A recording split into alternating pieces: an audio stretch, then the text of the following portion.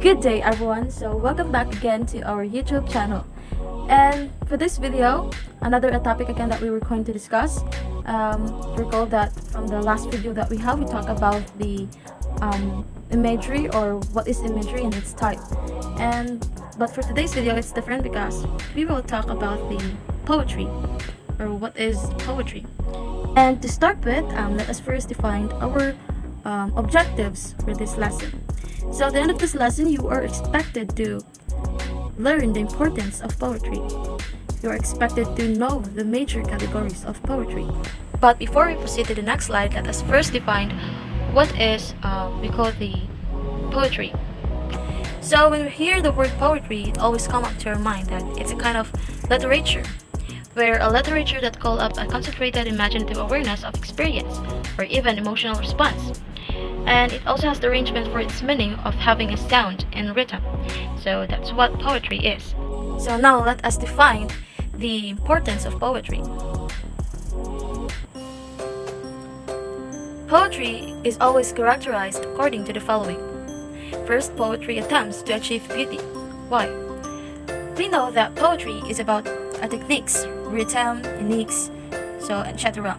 When we say it is a kind of unique or rhythm or uniqueness, so it attempts to achieve beauty. Why? Because people can also express their emotions through the use of poetry, right? So it called as it attempts to achieve beauty. Next one is the poetry is imaginative.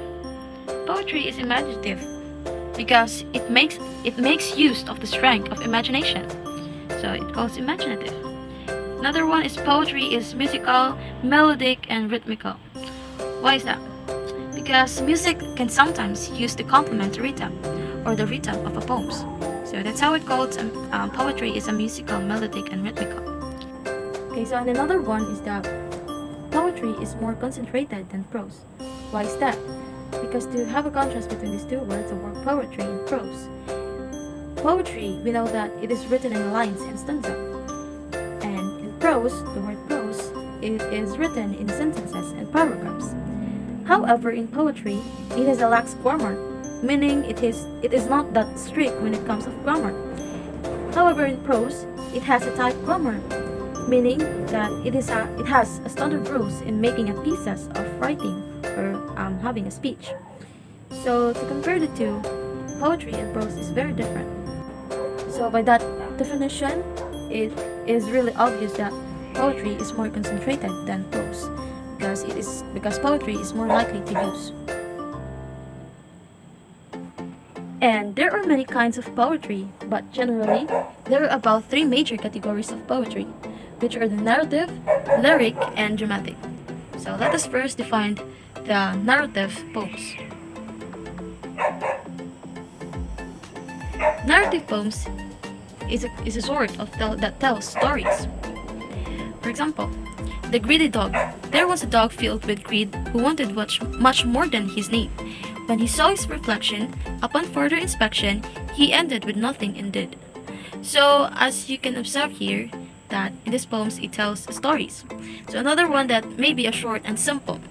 Yes, as you already seen here that it is maybe a short and simple. However, others are long and complex. Example, the Polled Blood. So as you can observe here in the poems, that it also has a long and complex. And I just wanted to clarify that narrative poems may sometimes a short and simple, and narrative poems may be sometimes a short of long and complex poems. And in additional, just try to remember that narrative poems use an end rhyme, but some does not. So you should remember that thing. Next one, epics like Iliad, ballads like Lord Randall. However, you can search these stories in the internet about the stories of Iliad and the Lord Randall. So next one is the dramatic poems. Dramatic poems employ dramatic form of elements of dramatic technique such as dialogue or characters instead of just a single speaker or persona.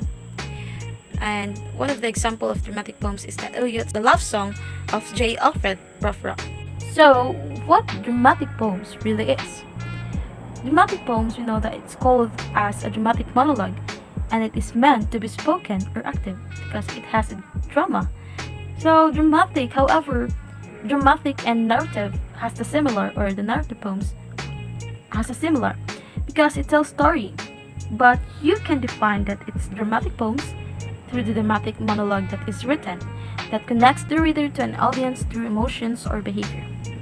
And this poem or this dramatic poems is closely related to acting and usually performed physically and can be either spoken or sung. So that's dramatic poems. So the next one is the lyric poems. Lyric poems is a brief in structure. Lyric poems is also a subjective in expressing the thoughts and emotions of the persona. Because we know that lyric poems is a sort of poems that has the content of musical verse that really conveys powerful feelings. So that's why it expresses the thoughts of emotions. Next one is originally written to be sung to the accompaniment to the accompaniment of a lyre. Yeah, because lyric poems mostly used by playing a lyre instrument. Next one, the words in these poems could be lyrics which are strongly melodic. Yes, because most of it is produced by a placid sound. Another one, songs, sonnets, haikus, odes, elegies, pastoral poems. These are the types of lyric poems. Okay, and that will be the end. So those are the three major categories of poetry, which are the narrative, the dramatic, and the lyric poems. However, we will just continue this topic from the next video that we were going to have again. Thank you so much for watching, guys. So stay blessed and safe.